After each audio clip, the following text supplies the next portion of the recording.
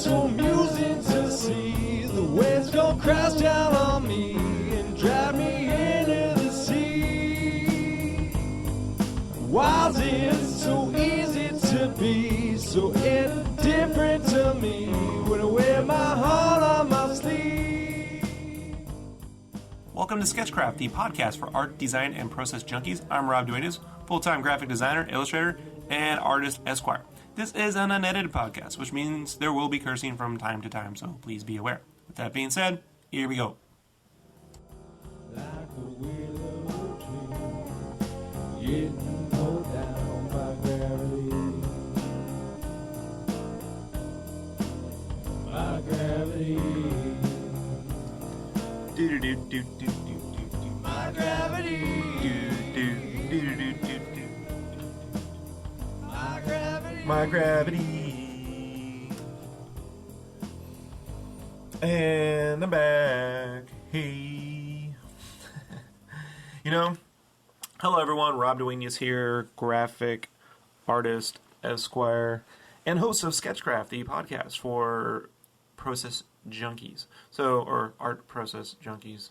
Creative process, art, creative. I can never remember. Anyhow, so one thing I'm going to attempt to do today is to not only keep to the 20-minute length, but also try not to speak so fast as to confuse and bewilder those who listen to what it is I am saying over and over again. Such as myself. Sometimes I have a hard time hearing what it is I'm supposed to be saying. So let's move forward. Q&A round one. So what this is going to be is every so often, roundabouts, I'm going to take various questions that usually pop up during the live streams. Whenever I do the live streams, a lot of people ask, they ask similar questions, or sometimes they bring up completely new questions, and they're pretty relevant. So what I've tried to do is, rather than completely, repeat myself all the time, is try to sort of, corral the rowdy ones, the questions that cause the most problems, and and put them here for you to listen to. So if I sent you here to listen to this stuff, pay attention. It's because I don't want to tell you in person for the 800th billionth time. With that being said, let's get with the first question. This comes from Jeff Stevens, actually. This is a fan mail. If you send me mail and you're a fan of mine, or an enemy, or a frenemy, however that works out, I will, put you on the cast and give you some props. So Jeff Stevens asks me, what tools do I, Rob Duenas, artist, esquire, use? What tools do I use? What kind of Intuos, Cintiq, so forth. And then software, and then brushes. So let's get on with that. So I currently use a Cintiq 20-inch, I think it's USX or USW, some weird acronym, but it's the 20-inch. When they released, they released Intuos or Wacom. Wacom released Cintiqs back in 2003 and 4. I remember using those at Skechcraft, and I didn't think they were so great. But the second round of them came out around 2007, 2008, and they had two models at the time, or two or three. They had a 12-inch, they had a 20, and a 21. And I figure, 21 to 20, the difference was negligent, but financially it was insane. It was like $800 difference. So I got the 20-inch at the time, in 2008. And then most recently, when I went back to work in t-shirts, I wanted to get another 20-inch because I liked it so much, and I didn't want to spend $3,500 or $2,500 to $3,500 on a Cintiq 24-inch, which is really geared more towards an aspect ratio for film. It's like thin and wide. And the one I have now is a little bit more squarish. It's rectangle, but I really like it. It's tall. So, and I like the setup. It's not bulky. It's pretty trim.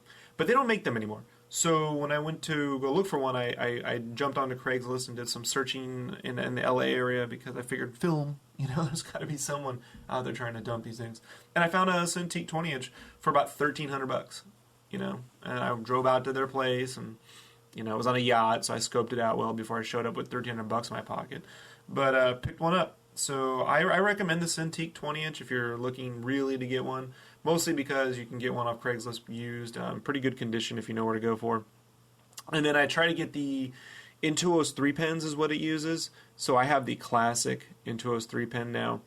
I do know last time I checked, when I was buying that second Cintiq, Wacom wasn't offering Intuos 3 classic pens still, but still Intuos 2 and 4 and 1. So I tend to think either they're either flipping vendors or builders for the pens, or they're completely trying to make people buy the Intuos 4, which I don't completely agree with.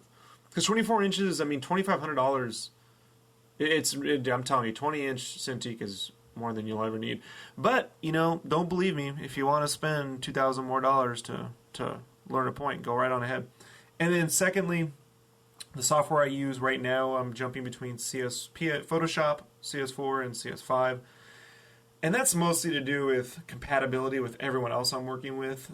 Really, I could do what I'm doing pretty effortlessly in Photoshop. At least Photoshop 5.5 or 6.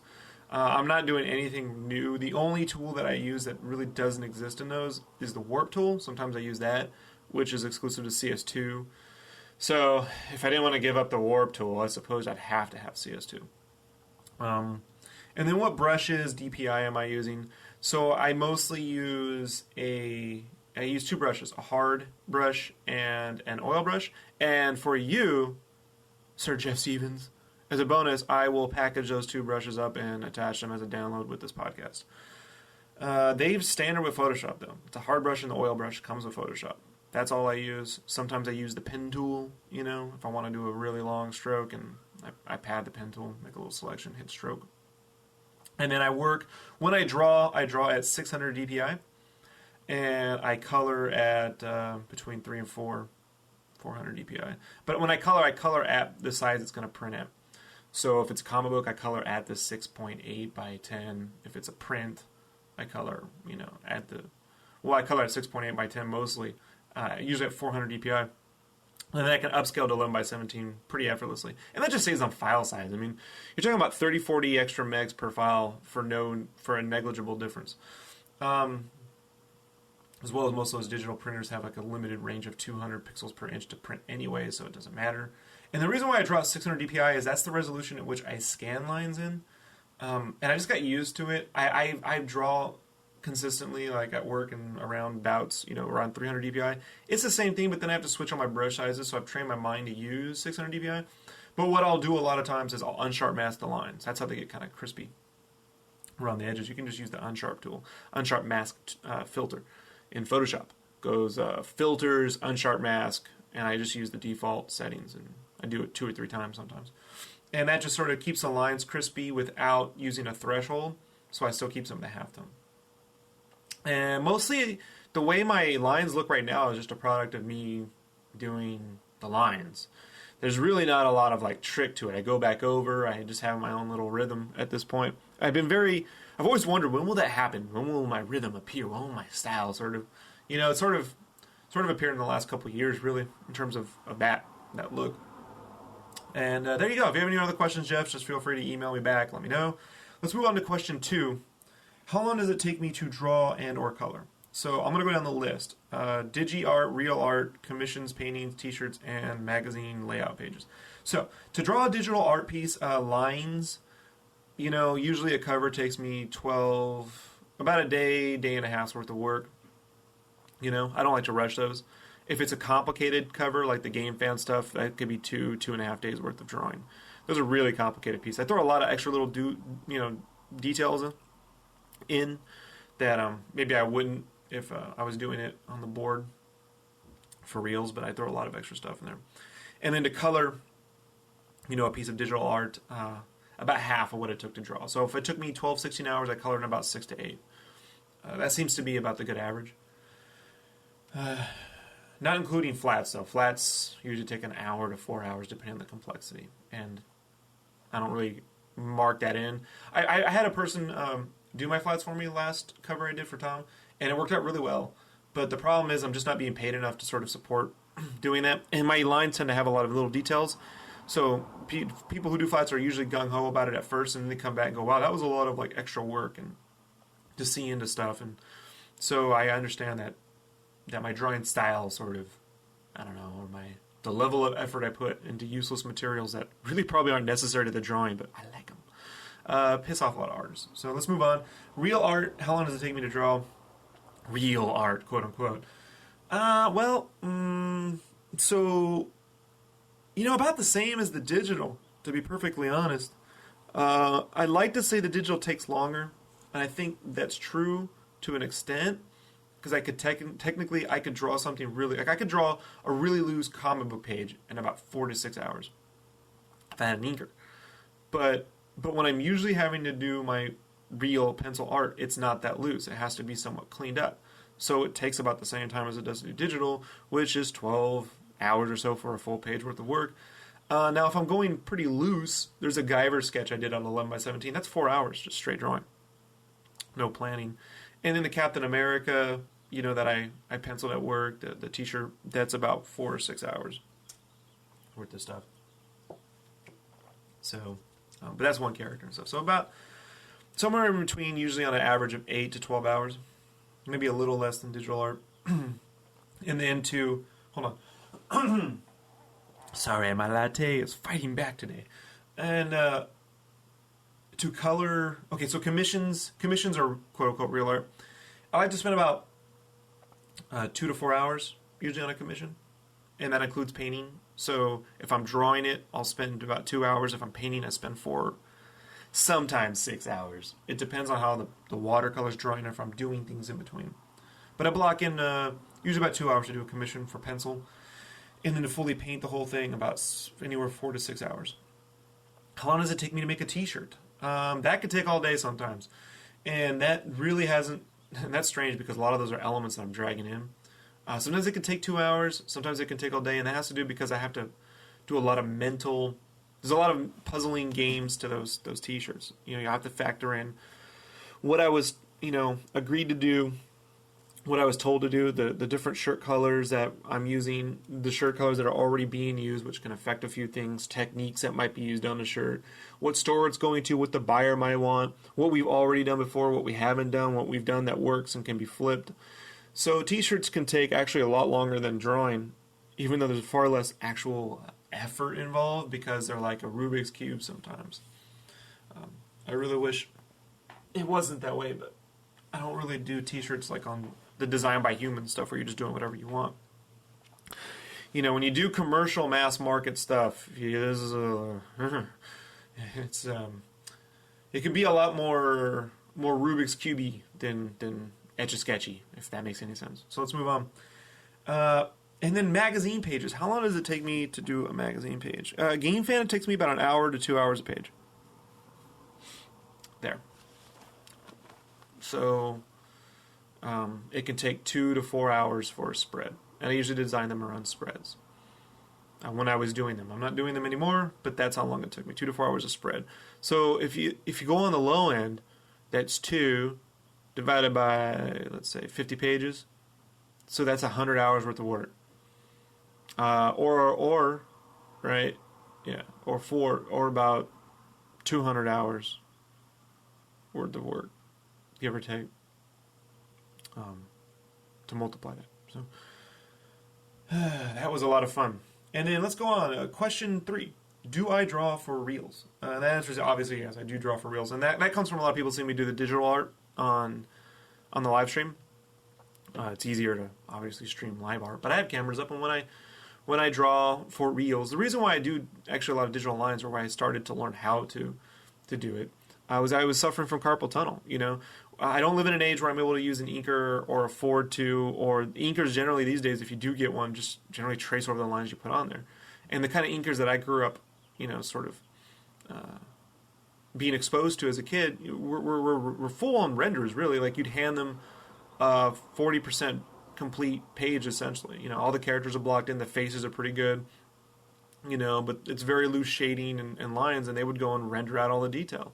Those are the Danny Meekies. The best inker right now in the business, there's Richard Friend is brilliant. Glapion, that guy that inks Capullo stuff, does a lot of that stuff. But I don't have that, so when I do penciled art, I'm looking to get all that texture and grit, and then I use sort of the painting process in Photoshop to add in the extra details. But if I really want it to be clean and perfect, like an ink drawing, then I just go digital. Kind of sucks because I can't sell original art that way. I wish I had the hand for inking, but I don't. But in Photoshop, almost anything is possible. So yeah, even though I can't sell the originals, it does sort of spike up the demand for my art one way or the other because there's far few of it for people to actually get. And then the money comes back to me. So I don't know, but yes, I do draw for reals. Question 4. Did I go to school for this, or how long have I been drawing? Kind of a two-parter, really. So people ask me a lot of times, Rod, how long have you been drawing? And the wise-ass answer to that question is forever. Oh, shit, I dropped my pen. So I've been drawing, obviously, since I was a kid, mostly coloring for the longest time. I was never good at drawing, even in junior high. I could draw better than, like, my friends, but I was not very good at it. I was good at replicating art, as most kids are at that age. But there were some kids who could naturally just draw from their mind. And I had one friend named Mike Hightower in junior high school who could draw from his mind perfectly. And just, his characters would jump, and I couldn't do that. I could replicate. The illustration end of it really sort of began in 98 when I sort of quit my entire life and decided to go gung-ho on being an artist. I want to learn how to draw. For some reason, that's what I wanted to learn how to do. And 12, 13 something years later, 15 years later, 10, 11, 12, 13, 14. Yeah, 14 years later, here I am. So, did I go to school for this in between that 14 years? Yeah. I went to school. And I learned some really good things on how to animate, and I learned how to do these video editing, and I learned some 3D, but I didn't learn how to do this, the drawing element of it. Sad to say. There just wasn't enough time. The school I went to, Art Institute in San Diego, was really by the numbers. It's almost like they'd give you a perspective class, which was sort of loosely based off a Gnome on DVD. And, in 11 weeks you should know it. And they even the instructors, for the most part, didn't understand what the freak they were talking about. So, I did not go to school for what you see now. What I went to school for was really animation, which, at its core, with some of my like Jerry Bryce and sort of the fundamental animation principles that I learned how to draw volumetrically. And learning 3D in school helped me think in a Z depth. So that really helped open my mind beyond drawing flat art. That's usually why my stuff can look really solid, even though there's very little on it, is I draw a lot of construction underneath. And that comes to solid shape design and all that other type of stuff. So question 5, drawing to music. What kind of music do you listen to when you draw? Not a lot, actually. I get this question a lot, like what music do you listen to? If I do listen to music, don't often, especially when I'm home. When I'm at work, I will. But at home, I'll listen to lectures or internet radio. Everything. I listen to everything from Howard Stern to Alex Jones to Coast, to lectures from the Learning Company, like on the Revolutionary War or the Renaissance, things like that. Because I like to constantly learn, keep my mind active. But when I do listen to music, it's usually, I listen to a lot of Army cadence. Used to be in the Army, so I like to listen to that. I listen to the music from Full Metal Alchemist Brotherhood. I listen to a lot of that, especially the opening credits stuff. I have all those downloaded, and the music during the show is awesome. I'll listen to the Dark Knight score, usually like 2 or 3 tracks on repeat. The Tron stuff is kind of nice. It's mellow. I've always listened to sort of instrumental orchestral music. Joe Hisaishi, I listen to a lot of Joe Hisaishi's work. He's a composer for a majority of the Studio Ghibli films like Mononoke and Spirited Away and stuff like that. So I like to listen to usually things that are a little chill when I want to speed it up a little bit. If I need to get some speed going, then I'll put on like Hybrid. I really like Hybrid. And again, that's like techno music, but it's from a classical music sort of standpoint. It's a little more orchestric, a little more. It's like a cinema, like a soundtrack to a movie. Every now and then I'll put in my Metallica and stuff. I do enjoy some old school Metallica. And that last album they did, Death Magnetic, I thought was cool. But I have to really be moving. Usually when I was doing Game Fan, I would listen to that late at night to get myself going, but that's rare. And then lastly, question 6, what inspires me? Good question. Interesting. For a while there, it sort of felt that I wasn't really becoming like a fan of comics and stuff. There wasn't a lot of comic books I was interested in. I've never really been into modern mainstream comic books as a kid, and I'll get into this more into a later cast. But like I got into comics through really Ninja Turtles, the original Mirage Studios series, but I didn't like a lot of independent comics. And it wasn't until I found like McFarlane and Jim Lee and those guys in the early 90s at Marvel that I started reading Marvel comics, mostly for their art. And then when they formed Image, I thought it was great because these guys were making up whatever they wanted to do. Anything could happen in any issue. And the art looked mainstream. I've always been attracted to sort of mainstream art. But right now, as I guess it happens, the world goes through certain changes. And what's sort of occurring in mainstream comics right now doesn't really interest me. Never really has. I like what Jim Lee and them create, in the comics. I love what Capullo's doing with Batman.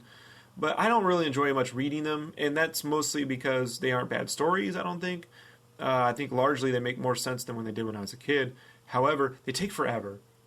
They take forever to read. Everything's like one of 25 parts. And then secondly, there's just no consequence for their actions. So I had a hard time feeling like, wow, is there anything that really inspires me anymore, in comic books? And it wasn't until I was at Comic-Con this year looking around and I saw that the creator of Full Metal Alchemist was going to be there.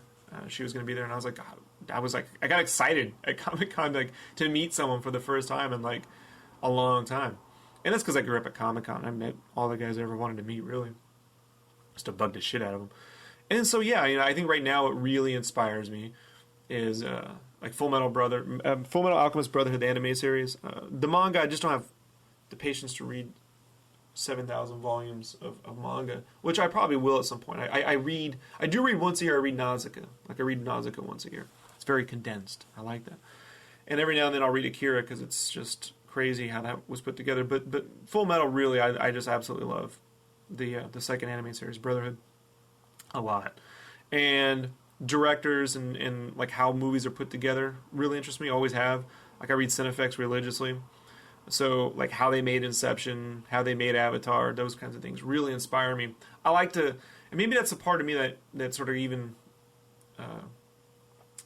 sort of appreciated the military, is I like to see large groups of people get together and then collectively build something, and watch it get pieced together. I really like that dynamic. I actually don't prefer sitting in my room making everything by myself. I'm not that kind of guy. I've kind of had to. But that's what really inspires me is when, like right now, I'm really inspired by Kickstarter, and I have been for over the last year, just watching crowdsourcing get together and watching people being given the opportunity to not just make things, but to do it with money, and for people to receive those efforts, and I sort of feel like that's the world or the universe's like answer to the corporate license product greed driven bullshit that I myself have to work in to sustain a living, But I'm really inspired by the possibilities of what that can do. I think, and more to the point, like right now, I've had stories in my mind forever that I'm just starting now to get together and to produce because that actually makes me want to draw, as opposed to something I have to do for a living. So those are the things that sort of inspire me right now. And anytime I feel like I need to get a little creative pick me up, I listen to James Cameron talk about making Titanic, which changed my life, or The Abyss, or I watch some Full Metal. Listen to Brad Bird talk about making The Incredibles. Those things really really impress me, and inspire me to drive on. So, and feedback from you. And with that said, that's going to be the end of the podcast. Please leave me some feedback. Send me an email to rob@Skechcraft, Craft, the name of the podcast.com, sketchcraft.com. Let me know what you think. If you got any questions, things you'd like me to answer, and then I will refer you to the subsequent podcast. All right, talk to you later. Bye.